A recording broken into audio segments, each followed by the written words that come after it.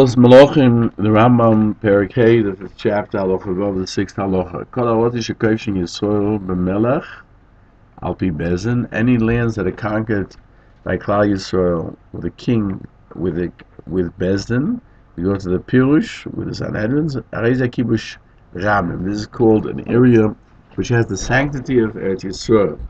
Rae Gann Yisrael, it has the same status as Eretz Yisrael. Shekovash Yeshua l'chol dover, regarding everything, meaning Trumas and Isis. Only it was conquered after the entirety of Eretz Yisrael was conquered, as we find in the Torah. Kesem Mishnah cites a Sifri at the end of Parshas Ekev. This Halacha, in Halacha Al, the Rambam explained that the king wages wars which are of permission, choice, with other nations, in order to expand the boundaries of Eretz Yisrael, that are close to Eretz Yisrael. Here he adds that first of all he has to complete the conquest of Eretz Yisrael. The main halacha is found in Hilchos Trumas, that Trumas and Isis are not taken from, according to biblical command, only from Eretz Yisrael. It continues Eretz Yisrael, which is referred to in every place, are the lands that the king conquers, or the judge, or the prophet, with the understanding of the majority of Israel. This is called Kibush Rabim, and it has the sanctity of Eretz Yisrael. But an individual, or a family, or even a tribe that went and conquered for themselves, even from the land that was given to Avram, is not called Eretz Yisrael, because you don't have to keep the mitzvahs there of Trumas and Maises, and therefore. Yeshua and his Bezdin divided all of Eretz Yisrael to the tribes, even though they didn't conquer it yet, in order that it should not be an individual conquest, but everybody will go up to his area and acquire his portion. The main aspect of this halacha is there's no difference between what was promised Avram Avinu to other lands that are conquered by king and Sanhedrin, because they too have the sanctity of Eretz Yisrael. Even Eretz Yisrael, if an individual or even an entire Shevet tribe should conquer, it doesn't become holy like Eretz Yisrael, because it's not the majority, it's not the kibush of everyone.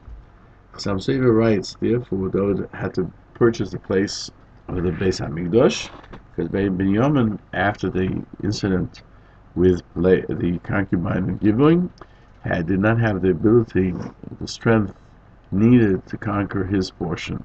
If David would have conquered it, it would have been considered his conquest and not the conquest of the tribe itself with the help of its other tribes, one part of Eretz Yisrael.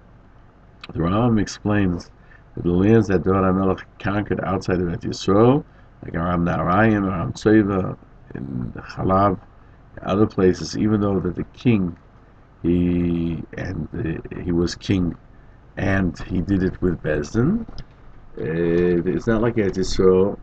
Why? Why didn't they have that status? Because it was prior to the conquest of all of Eretz Yisrael. But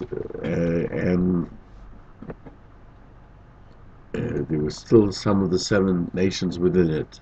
But afterwards, all of Eretz Canaan was conquered to its boundaries. If a king conquers other lands, and whatever he conquers has the law of Eretz Yisrael. But you find this free that David HaMelech conquered before the conclusion of the conquest of Eretz Yisrael, are not considered holy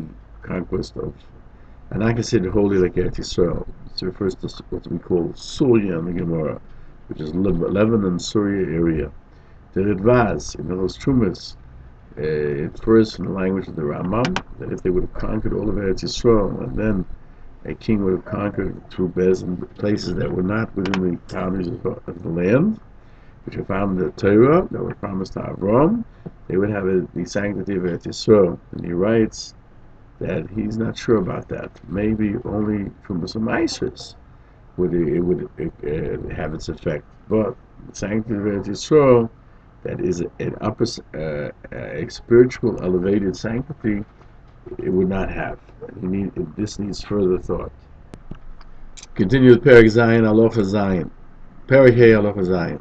The fifth Perek, the seventh Halacha in Hilchos Melochim. Umutar lishkoin b'chol ha'olam chutz me'eretz Mitzrayim. One is permitted to dwell, a Jew is permitted to dwell in any portion of the globe except for Egypt. From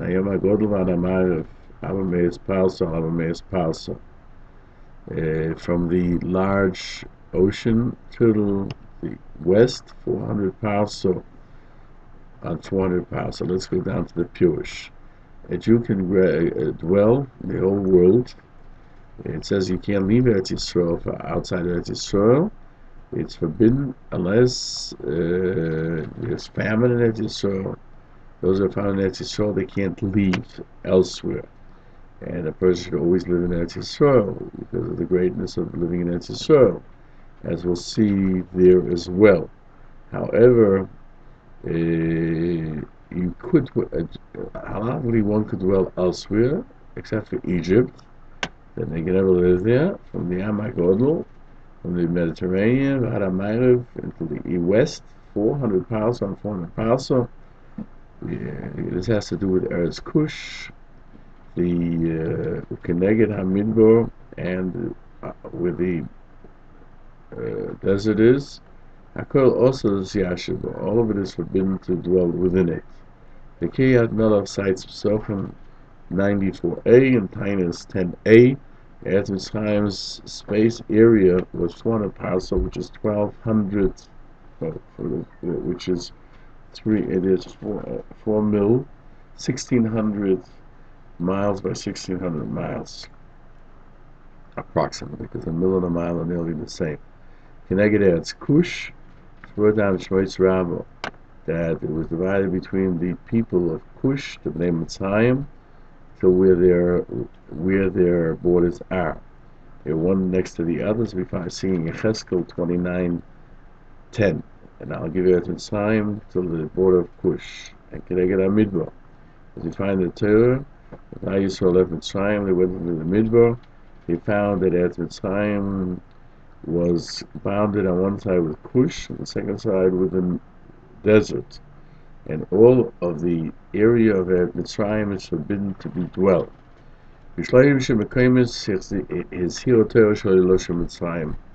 Rambam points out that there are three places where it says one is forbidden to go back to Mitzrayim. The first one is in Dvarim 17:16. You shall not ever go back this way. Sheni is in, the second one is in Dvarim 29:28. You shall not add to seed anymore. The third place is 14:13. You should not see them anymore. It could be Rishalmi. It says that we warned about these three places. But Alexandria, the city of Alexandria of Egypt, is included in that area. As the Mishnah cites Sukkah in 51b. Alexander smoked and then killed the people of Alexandria. That was the most glorious place in the world. There were many Jews, and they were punished that they went back there. They transgressed this negative commandment not to go back to Egypt. The Ababanel argues it can't be. That was Alexander Macedonia, because he began to build it and he died. It was another king from the nations of the world that destroyed Alexandria.